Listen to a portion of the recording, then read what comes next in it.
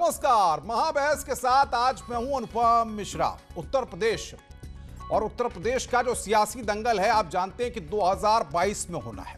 2022 के 403 सीटों के विधानसभा चुनाव में भले ही अभी एक साल से ज्यादा का वक्त बचा है, लेकिन सियासी दलों की धड़कनें काफी तेज हो गई हैं। राजनीतिक दलों ने अपनी अपनी सियासी बिसात बिछानी शुरू कर दी है। भारतीय जनता पार्टी जो कि सत्ता पर काबिज है, वो अपने कामों को लेकर जनता तक पहुंचाने के लिए तरह तरह के प्रचार और प्रसार के तरीके देख रही है। बूथ को मजबूत करने की कवायद हो रही है। राष्ट्रीय अध्यक्ष लखनऊ तक आ गए और विरोधियों पर वंशवाद और परिवारवाद का आरोप लगाकर वार कर रही है। वहीं साइकिल वाले समाजवादी हैं कि अंदर खाने ही कैडर को कुर्बे को मजबूत करना चाहते हैं। जो कुनबा धराशायी हो गया था, अब उसको फिर एक साथ खड़ा करने में लगे हुए हैं। साथ ही बीजेपी पर उनके कामों के नाम बदलने का आरोप लगा रहे हैं। वहीं हाथ वाली कांग्रेस की भी बात कर लें, जो मुद्दों को बुनाने की सियासत से लेकर कैलेंडर के जरिए उत्तर प्रदेश के मतदाता यानी कि वोटर का दिल जीतना चाहती है। अब पार्टियों के राजनीति की पिच पर जो खेल हैं, वो 2022 की सियासत में 2022 के दंगल में कितने कामयाब होंगे, ये फैसला तो आपको करना है, यानी कि जनता को ही करना है। उस पर चर्चा करेंगे, लेकिन उससे पहले एक रिपोर्ट देखिए।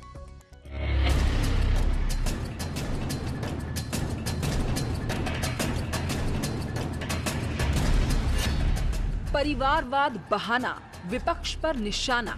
हर जगह देखेंगे, चाहे वो राष्ट्रीय पार्टियां हैं, चाहे वो रीजनल पार्टी, सभी पार्टियां परिवारवाद के घेरे में आई हैं। ये भारतीय जनता पार्टी ही एकमात्र पार्टी है जहां एक साधारण परिवार से आने वाला व्यक्ति भारत का प्रधानमंत्री बनता है और देश की तस्वीर बनाए। कि लोकतंत्र में अगर कहीं भी वाद शब्द जुड़ता है, चाहे वह परिवारवाद हो, चाहे वह जातिवाद हो, चाहे वह क्षेत्रवाद हो, चाहे वह भाषावाद हो, वह न केवल लोकतंत्र की जड़ों को कमजोर करता है, बल्कि राष्ट्र की एकता और अखंडता को भी चुनौती देता है।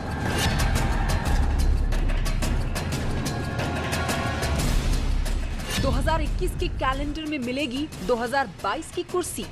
भारतीय जनता पार्टी समझती है कि जो 4 साल में जो उत्तर प्रदेश की जनता से जो 2017 में वायदे किए थे, वो झूठ और फरेब निकले।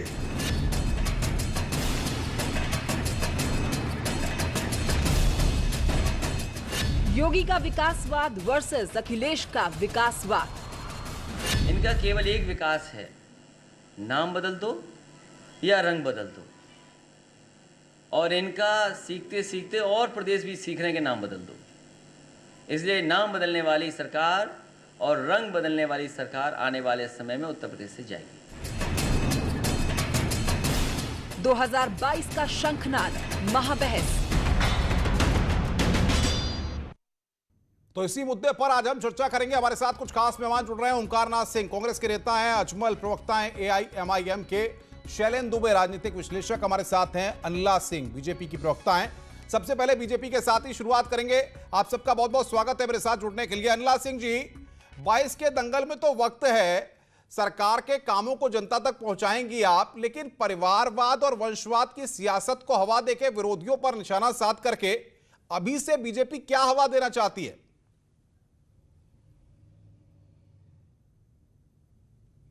नहीं, इसमें तो देखिए हवा देने की कोई, मेरी आवाज इको कर रही है। It is coming back, if you can get it corrected. तो देखिए, ऐसा है कि वंशवाद तो सत्यता है, और इस वंशवाद ने इस देश की राजनीति को गर्त में लाकर खड़ा कर दिया था। तो ये तो भारतीय जनता पार्टी है जो वंशवाद में विश्वास नहीं रखती है। अभी ये शुरू हो जाएंगे, अभी राजनाथ जी के बेटे के बारे में बोलने लग जाएंगे, 2-4 और नेताओं के बेटा बेटी के बारे में बोलने लग जाएंगे। भाई साहब, पर ये भारतीय जनता पार्टी को नहीं चलाते। जैसे मुलायम सिंह यादव जी ने ताज जो है अखिलेश यादव जी के सर पे रख दिया, ठीक है, और वहाँ तो आप देख लीजिए, नेहरू जी, इंदिरा जी, संजय जी, राजीव जी, सोनिया जी, राहुल जी, प्रियंका जी। तो सीधी सी बात है, आपको जितने राजनीतिक दल हैं यहाँ पे, आप ज्यादा तक परिवारवाद से ग्रसित। आप इसको प्लीज करेक्ट करा दीजिए, मुझे बोलने में बिल्कुल मैं उसको दिखवाता हूँ। तो बिल्कुल। ओमकार नाथ सिंह हमारे साथ कांग्रेस के नेता है। होना चाहिए, इसकी बेल बिल्कुल काट देनी मैं चाहिए। उनका रिएक्शन ले लेता हूं। ओमकार नाथ सिंह है हमारे साथ, और अनुराग भदौरिया भी समाजवादी पार्टी के प्रवक्ता है, वो भी हमारे साथ जुड़ गए हैं। ओमकार जी, 2022 के लिए जनता के मुद्दों को भुनाने की तो आप तैयारी काफी दिनों से कर ही रहे हैं। अब कैलेंडर के जरिए भी वोटर तक पहुंचने की कांग्रेस ने कवायद शुरू की है।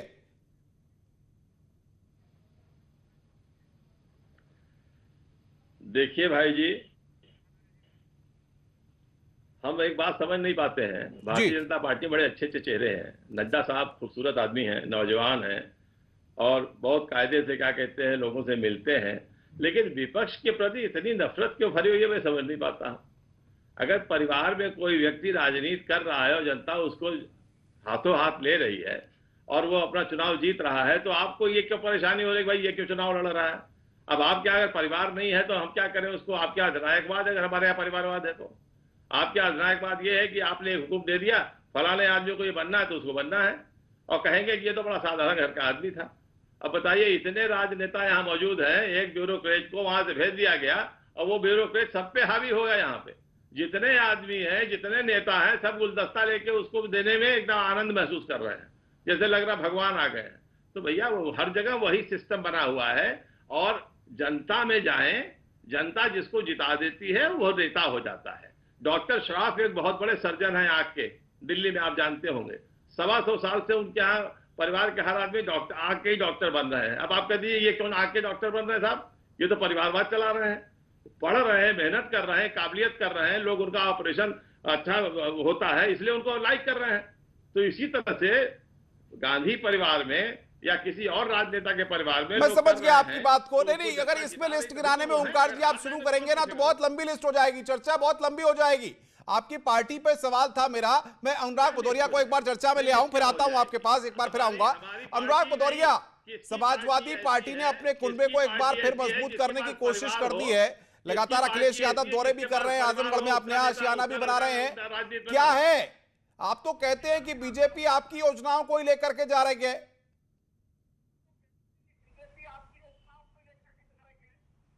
मुझे लगता है कि भारतीय जनता पार्टी को देश का संविधान पढ़ लेना चाहिए, क्योंकि आप बिल्कुल सही कह रहे हैं। भारतीय जनता पार्टी को लोकतंत्र में तो विश्वास है ही नहीं, तानाशाही है।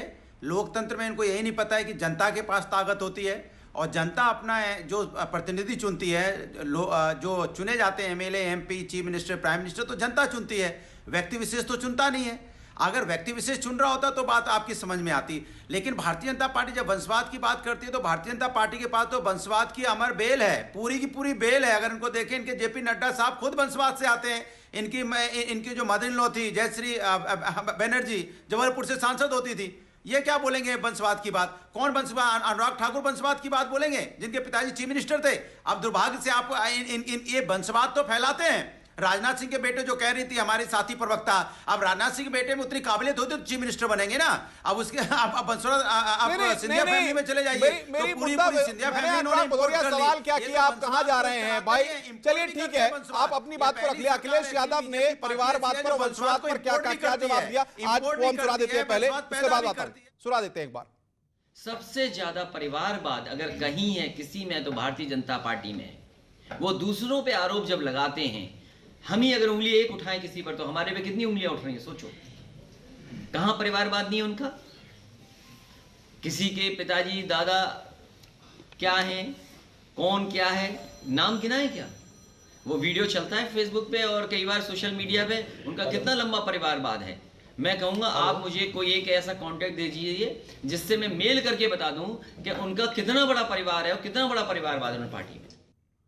अनिला सिंह जी, सवाल यहां पर यह है कि आप विकास की बात कर रही है, विकास के कामों को लेकर जनता के बीच जाने की बात कर रही है, लेकिन समाजवादी पार्टी तो यह कहती है कि उसी के काम है वो, आपने सिर्फ नाम बदला है। आप तो उन्हीं के कामों को भुनाना चाहती हैं।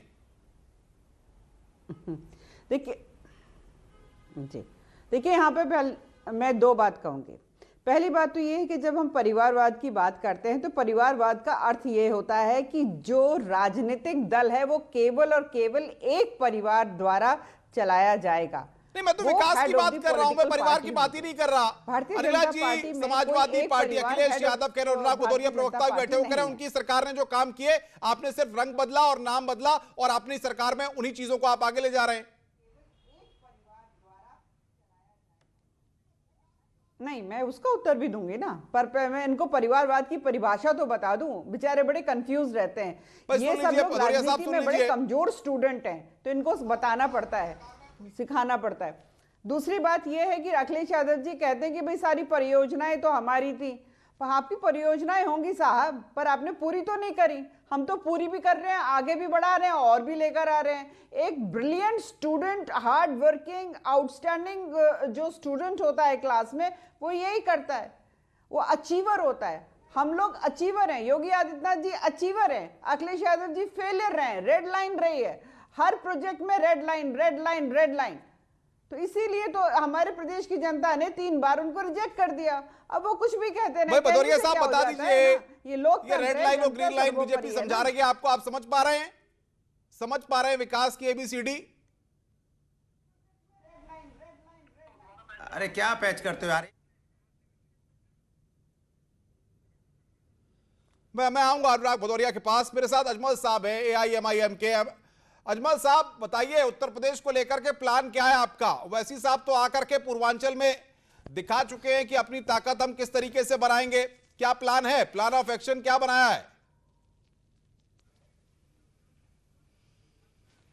देखिए, ओवैसी साहब ने पूर्वांचल में आने से पहले लखनऊ आके बता दिया था प्लान कि हम छोटी छोटी राजनीतिक पार्टियों के साथ जाएंगे, जो दलित पिछड़े लोग हैं, जिनकी छोटी छोटी पार्टियां हैं, उनके साथ जाएंगे।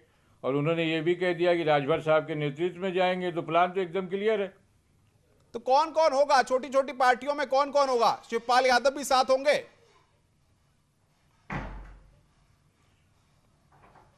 अब देखिए, इस सवाल का जवाब भी उन्होंने नहीं दिया है हमारे राष्ट्रीय अध्यक्ष ने, कि बातचीत उनसे चल रही है, बातचीत होगी। ये राजनीतिक सफर है, इसमें जिनसे बातचीत होगी, जो लाइक माइंडेड लोग होंगे वो साथ आएंगे, जो हमसे एग्री करेंगे। बिल्कुल। शैलेंद्र दुबे जी भी हमारे साथ राजनीतिक विश्लेषक है। शैलेंद्र जी, अभी उत्तर प्रदेश के चुनाव में वक्त है, लगभग 1 साल का वक्त है, लेकिन उससे पहले ये जो फिजा बन रही है, जो अंगगणित बनाने की कोशिश कर रहे हैं, जातिगत समीकरणों के अलावा भी जो और समीकरण साधने की कोशिश हो रही है, किस नजरिए से आप देखते हैं? देखिए अनुपम जी, ऐसा है, सबसे पहले जो विषय उठाया गया था, जो संदर्भित किया गया था परिवारवाद में, उसको बहुत ही कम शब्दों में उसको मैं बता दूं। राजनीति में आदर्शवादिता की स्थिति होना असंभव है, लेकिन तुलनात्मक दूसरे दलों के, भाजपा और कम्युनिस्ट ऐसे दल हैं जिनमें परिवारवाद दूसरे दलों की तुलना में बहुत कम है। क्योंकि शीर्ष नेतृत्व में यदि भाजपा की बात करें तो कोई भी ऐसा परिवार नहीं है जो जिसमें आगे चल के जो है उनका बेटे या बेटी जो अध्यक्ष बने हो। इसी तरह कम्युनिस्टों में है। तो दूसरे दलों की तुलना में भाजपा में और कम्युनिस्टों में परिवारवाद कम है।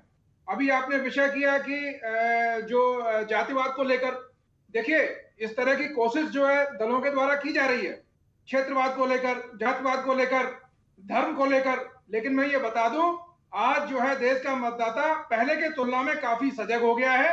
अब कन्वेंशनल पैटर्न पर वोटिंग नहीं करता है। हाँ, ये चीजें कुछ हद तक प्रभावित जरूर कर सकती हैं। बिल्कुल बिल्कुल, ये पहलू है। मैं अनुराग भदौरिया को लाऊंगा एक बार चर्चा में, उनके साथ बातचीत नहीं हो पा रही। अनुराग जी, बीजेपी आपको विकास की ABCD बताने की कोशिश कर रही है। आप लाख कहते रहिए कि हमारी योजनाओं को बीजेपी चला रही है, उनका नाम बदल दिया, रंग बदल दिया, बीजेपी मानने को तैयार नहीं है। हमने पहले बताया कि भारतीय जनता पार्टी समाज के असली मुद्दों पे बात नहीं करना चाहती है। बात है विकास की और उत्तर प्रदेश को आगे ले जाने की। हमने जो विकास करके उत्तर प्रदेश के अंदर में दिखाया उस पर चर्चा करे, नहीं चर्चा करेगी, दुनिया की बातें करेगी। वंशवाद है तो ये है तो वो है। तो मैंने तो बोला आपको, वंशवाद की अमर मेल तो भारतीय जनता पार्टी में है। तो जिसको भी डालो, चाहे नड्डा जी से लेके कल्याण सिंह से लेके कहीं भी उठा लो। और तो और उत्तर प्रदेश के चीफ मिनिस्टर कहाँ से आते हैं वो? अगर अवैधनाथ जी के वैद्य बेटे नहीं होते, उनको वहां पे अगर मठ का अधिकार बनाया जाता तो क्या वहां से MP और चीफ मिनिस्टर बन जाते क्या? भाई अनला सिंह, जवाब दीजिए आप। आप विकास की बात कर रही हैं, यहाँ पर तो अनुराग भदौरिया कुंडली खंगाल के देख रहे हैं पूरा। ये तो कुंडली खोल के लाए हैं पूरी। भाई मैं तो कह रहा हूँ ये तो इंपोर्ट कर हाँ, देखिए मैंने अभी कहा था ना अगर वंशवाद का कोई नहीं होता है तो पूरा इंपोर्ट कर लेते हैं पार्टी को। आती तो जरूर होगी पर हिम्मत नहीं होती है बोलने की। आप सुन लीजिए, मैं बताती हूँ परिवारवाद क्या होता है। आपकी तरह दूसरी पार्टियां कम से कम वंशवाद इंपोर्ट नहीं करती जिस तरह से आप इंपोर्ट करके ले आते हो। पहले तो आप वंशवाद को मौका देते हो, अगर वंशवाद आपसे नहीं समझता है, पार्टी का जो ताज है उनके सर पे रख दिया था, इसको बोलते हैं वंशवाद। आपकी पार्टी है और ये विकास के नाम पे क्या है? कोरोना काल अच्छे में क्या हुआ? यहाँ पे लोकतंत्र के हॉस्पिटल की लिए व्यवस्था बेहद हानिकारक होता हॉस्पिटल की है। व्यवस्था भी नहीं इस कर पाई देश से कोरोना तो काल में। वंशवाद यहाँ लगातार परिवारवाद कोरोना की काल में जड़ें ना देखा है, बिल्कुल बारिश खोद होती है, देनी हॉस्पिटल के चाहिए, अंदर खत्म में कर बेड की देनी व्यवस्था नहीं थी, चाहिए। एम्बुलेंस जो नहीं लायक था, हो हॉस्पिटल में वो यहाँ पे बाथरूम तक राजनीति नहीं में थे, आगे और बढ़े, अन्य वो क्वारंटाइन परिवार सेंटर को में हेड सब घूम करे। रहे थे। अब देखिए ना पीपी किट का कांग्रेस का घोटाला क्या हो रहा हाल था, हो रहा है, ये लोग मेडिकल तय नहीं कर इक्विपमेंट पा खरीदने रहे का हैं कि घोटाला कौन हो इनका रहा था। अध्यक्ष यहाँ होगा। लगातार घोटाले भारतीय में आप जनता डूबे पार्टी हुए में थे। इस प्रकार की चीजें नहीं होती। रुकिए भाई, भाई यहाँ नॉन जो है स्टॉप चर्चा बंद नहीं। ओमकार राज सिंह के पास आऊंगा। ओमकार जी, ओमकार जी, कांग्रेस पार्टी जो कोशिशें कर रही है 22 के दंगल को जीतने के लिए, आप अपने दम पर चुनाव लड़ेंगे, किसी के साथ नहीं जाएंगे? इतिहास क्योंकि मैं देख रहा था जब 2017 की बात करें या फिर 2019 की बात करें, आपके एक्सपीरियंस काफी खराब रहे हैं उत्तर प्रदेश में। नहीं, हम इस बार एकदम अकेले चुनाव लड़ेंगे। छोटे मोटे किसी ग्रुप के साथ समझौता हो जाए तो बात दूसरी है, वरना कांग्रेस पार्टी एकदम अकेले चुनाव लड़ेगी, किसी के साथ समझौता नहीं करेगी। समझौते का हम लोग को जो एक्सपीरियंस है वो खराब है और कोई मतलब भी नहीं है समझौता करने का, क्योंकि हर व्यक्ति को अपना जनता के सामने जाना चाहिए, अपने अपने सिद्धांतों के हिसाब से जाना चाहिए। लेकिन चेहरा है नहीं आपकी पार्टी के पास, रोड मैप कुछ है नहीं, सिर्फ कैलेंडर के जरिए मुद्दों को उठाने के जरिए हमारे पास चेहरा है। बताइए। हमारी नेता श्रीमती प्रियंका गांधी जो है प्रभारी है उत्तर प्रदेश की, और वही उस चुनाव को लड़ेंगी और उस चुनाव को लड़ेंगी और बाकायदे पूरी ताकत के साथ में उतरेंगे हम लोग, और हम लोग आपकी सरकार बनाने की स्थिति में रहेंगे। आप देखिएगा उत्तर प्रदेश की मुख्यमंत्री बनेंगी प्रियंका गांधी, आप कह रहे हैं। ओमकार नाथ कांग्रेस के नेता हैं, आप कह रहे हैं इस बात को लॉक कर दूं मैं? बिल्कुल बनेगी, बिल्कुल बनेगी, बिल्कुल। तो अल्लाह जी, आपको प्रियंका गांधी से टक्कर मिलने वाली है। कांग्रेस के तो नेता यही कह रहे हैं भाई प्रियंका गांधी को कह रहा है, इस बात को कह रही है अनला सिंह, प्रियंका जी से आपको टक्कर मिलने वाली है। पहले बता दिया कि समाजवादी आपके लिए ना एक ब्रेकिंग न्यूज हो गई, हेडलाइंस हो गई है। मैं यही तो चर्चा कर रही हूँ यहाँ पे कि ये एक परिवार से ऊपर ही नहीं उठ सकते। हमको कोई जरूरत 24 करोड़ की आबादी वाला हमारा प्रदेश है। कांग्रेस पार्टी को एक कोई इनका नेता ऐसा नहीं है जो एक एक करके बोलिए। अल्लाह सिंह को बोले दिए। अनुराग उधर रुक जाओ, अनुराग आ रहा हूँ भाई, अनुराग सुनो यार भाई, बात सुनो, अनुराग आ रहा हूँ भाई, सुनो, सुन लो, बोलिए अल्लाह सिंह जी। नहीं, अनुराग जी के साथ ये बड़ी परेशानी है, ये आप कहते रहिए, वो शांत नहीं होंगे। तो यहाँ पर कांग्रेस पार्टी को पूरे उत्तर प्रदेश में कोई ऐसा व्यक्ति नहीं मिला जो इनका नेतृत्व कर सके। उसके लिए भी गांधी परिवार की जो बेटी है, सुपुत्री हैं प्रियंका वाड्रा जी, उनको लेकर आएंगे। और आज इन्होंने, ओंकार सिंह जी ने बोल भी दिया, भैया वही हमारी नेता हैं, अगर मुख्यमंत्री बनने का मौका कभी भी भविष्य में मिलेगा तो वही हमारी मुख्यमंत्री होंगी। इसको बोलते हैं वंशवाद। उत्तर प्रदेश की जनता जो है ना, इसको बिल्कुल नहीं स्वीकारेगी। ओंकार राज जी मुस्कुरा रहे हैं, मुझे लगता है ओंकार राज जी मुस्कुरा रहे हैं। कौन होगा अगर आप पास करें तब हम उसको नेता बनाए। क्यों अनुपम भाई, अब हम अन्ना जी से राय ले, जब वो पास करेगी ये नेता होना चाहिए, तब वो नेता को हम लेके आए। ओंकार जी, मैं तो ये कह रही हूँ, आप क्यों नहीं बन सकते हैं? आप में क्या कमी है? आप क्यों नहीं बन सकते हैं? क्यों एक ही परिवार को आप लोग पकड़ कर बैठे जो बन सकते हैं वो बने हुए हैं। की जनता ने बारम्बार को ले आओ, अजमल साहब के पास भी आ रहा हूं, अजमल साहब के पास पहले आता हूं। अजमल साहब हार गए हैं, अजमल साहब पार्टी आपकी आ रही है, छोटे छोटे दलों को साथ लेकर के आ रहे हैं जी, जो है वही। सवाल ये है कि उत्तर प्रदेश की जनता क्यों आप पे भरोसा करे? क्या बात करेंगे? हार तो इंदिरा जी गई, अटल बिहारी वाजपेयी तक गए, तो हारने क्या बात? देखिए, उत्तर प्रदेश की जनता ने कांग्रेस पे भरोसा, उत्तर प्रदेश की जनता ने कांग्रेस पे भरोसा किया, उसका असर आपने देखा। समाजवादी पे भरोसा किया, उसका भी असर आपके सामने। बीएसपी का भरोसा किया, उसका भी। अब आखिर में योगी जी हैं, जो कुछ भी कर रहे हैं, बाकी सहयोगी भी बताएंगे क्या कर रहे हैं। हमने उन लोगों की बात कही है जिनको सच्चर कमेटी ने दलितों से बदतर कहा है। हमने उन लोगों की बात कही है जो अति पिछड़े हैं, जिनको समाज में शिक्षा, आर्थिक जिनका विकास नहीं हुआ, जिनको नौकरियों में हिस्सेदारी नहीं मिली, उनकी बात कही है। यही हमारे सदर साहब ने कहा है। ऐसे लोगों को साथ लेकर हम आना चाहते हैं और उनके अधिकार दिलाना चाहते हैं, तो लोग जनता तय करेगी। आप तो उनसे हाथ मिला रहे हैं जिनको बीजेपी ने अपने साथ लेकर अलग कर दिया, या जिनको अब समाजवादी पार्टी भी अपने साथ नहीं रखना चाहती है।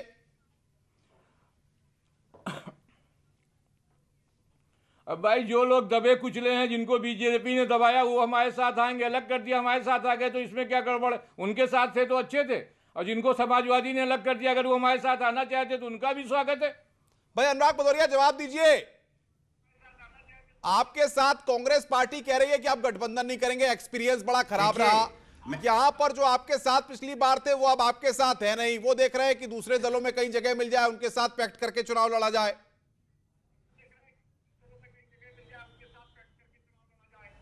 देखिए, 2012 में समाजवादी पार्टी जिस तरह से इलेक्शन लड़ी थी और जीती थी, अपने विकास के दम पे, जो हमने 2012 से 17 में उत्तर प्रदेश के अंदर में गांव-गांव तक जो विकास पहुंचाया, जो हमने मॉडल बनाया है, किस तरह से मेट्रो बनाई जाती है, किस तरह से यहाँ हॉस्पिटल्स और सुविधाएं दी जाती हैं, कैसे यहाँ पे एक्सप्रेसवे बनाए जाते हैं, कैसे यहाँ पे रोड्स बनाई जाती हैं, बेरोजगार अगर कोई है तो बेरोजगारी भत्ता कैसे दिया जाता है, झगड़े ने हवा भी तो निकाल दी 17 में साहब, पुलिस सिस्टम कैसे मजबूत किया जाता है 100 डायल से, महिला सुरक्षा के लिए 1090 कैसे दिया जाता है। इस मुद्दे को लेकर हम विकास के मुद्दे को जाके इलेक्शन लड़ेंगे, अकेले दम पे लड़ेंगे। और समाजवादी पार्टी उत्तर प्रदेश में 2022 में बाईसाइकिल की सरकार बनेगी। आप भी यहां हैं, मैं भी यहां हूं। 2022 में मुलाकात जब होगी तो समाजवादी पार्टी की सरकार आपको नजर आएगी। ये जो कहते हैं, कुछ भी कहते रहे, भारतीय जनता पार्टी तो आउट हो चुकी है, अब उनके पास कुछ बचा नहीं है, अब गाल बजाने को बचा है। कुछ नहीं बचता है तो वंशवाद का राग अलापते रहते हैं। वो लोकतंत्र में विश्वास नहीं रखते। जो लोग किसानों का सम्मान नहीं कर पा रहे हैं, किसानों को बोल दे रहे हैं कि ये खालिस्तानी चोर डकैत और इनका एनआईए लगा देते हैं, कुछ कहना चाह रहे हैं भाई, और भदौरिया साहब सुन लो एक बार, टुकड़े गैंग बता देते हैं। और जो नेता इनके खिलाफ आवाज उठाता है उस पर ईडी सीबीआई लगा के उसको अपने पास कर लेते हैं। जैसे टीएमसी अंग्रेजी में एक कहावत होती है, जोक ऑफ द डे। अभी अनुराग ईडी सीबीआई लगा के तोड़ने में लगे। अभी भदौरिया साहब ने जो कहा वो जोक ऑफ द डे है कि समाजवादी पार्टी के विकास के काम गिनवा रहे हैं। भाई साहब, आपने इतना विकास किया होता तो उत्तर प्रदेश की जनता आपको बारंबार नकार क्यों रही है? अभी हमने देखा कि बाई इलेक्शन हुए थे, वहां पर भी आप बिल्कुल चित गिर गए। अभी पंचायत के भी चुनाव हो रहे हैं ना, वहां पर भी अपना हर्ष देख लीजिएगा। मेरे पास कमी है आपको चले तो जी, क्या लगता है आपको 21 में जो 22 का शंखनाद हो रहा है, अब क्या लगता है सभी दल इस समय कहां खड़े हैं? सरकार महिलाओं का सम्मान नहीं कर सकती, वो सरकार देश में रहने लायक नहीं। कार्य करता है आपकी सरकार कर क्या रही है? भारतीय जनता पार्टी से अखाड़ा मत बनाइए, रुकिए। मैं ओमकार नाथ सिंह के पास एक छोटा सा रिएक्शन लूंगा। ओमकार नाथ सिंह, कांग्रेस पार्टी कह रही है कि अपने दम पर लड़ेंगे, लेकिन सवाल यहां पर यह है कि संगठन की मजबूती और ग्राउंड लेवल पर कार्यकर्ता, तो इंपोर्ट भी जो चीज आपके साथ होनी चाहिए वो दूर दूर तक नजर नहीं आती। सिर्फ प्रियंका के चेहरे पर जनता वोट दे देगी क्या? देखिए, एक बात आपसे बताएं, कांग्रेस पार्टी संगठन पे निरंतर काम कर रही है और कांग्रेस 17 में भी किया था, 19 में भी किया था, अब 22 के लिए भी करेंगे। वो तो काम मैंने भी देखा था, इंटरव्यू हुए थे आपकी पार्टी के दफ्तर में। नहीं, ठीक है। वो कभी कभी हारते भी हैं और फिर उसके बाद जीतते भी हैं। बहुत बार हुआ है ऐसा, ऐसी नहीं बात है। देखिए, आप भारतीय जनता पार्टी को ले लीजिए, आज जीत रही है कि कई सालों तक ये जो है दहाई नहीं पार कर पाते थे। तो वो कहने की बातें सब होती हैं, समय आने दीजिए और हमने नई रणनीति। चलिए, बहुत बहुत शुक्रिया आप सबका हमारे साथ जुड़ने के लिए। तो सबको वक्त का इंतजार है, लेकिन वक्त के साथ फैसला तो जनता ही करेगी। और 22 में भी जैसे 12, 17, अब 22 और 22 के दंगल में कौन किसको मात देगा, कौन सा फैक्टर चलेगा, कौन सा समीकरण हावी रहेगा, आप राजनीति की पिच पर खेलते रहिए, क्योंकि आप राजनीतिक दल हैं। फैसला तो उत्तर प्रदेश की जनता करेगी और उत्तर प्रदेश के मतदाता करेंगे, जो 403 सीटों के सियासी दंगल की राजनीति को और राजनीतिक दलों को भली भांति समझते हैं। मेरे साथ बाबैस देखने के लिए बहुत बहुत शुक्रिया। नमस्कार।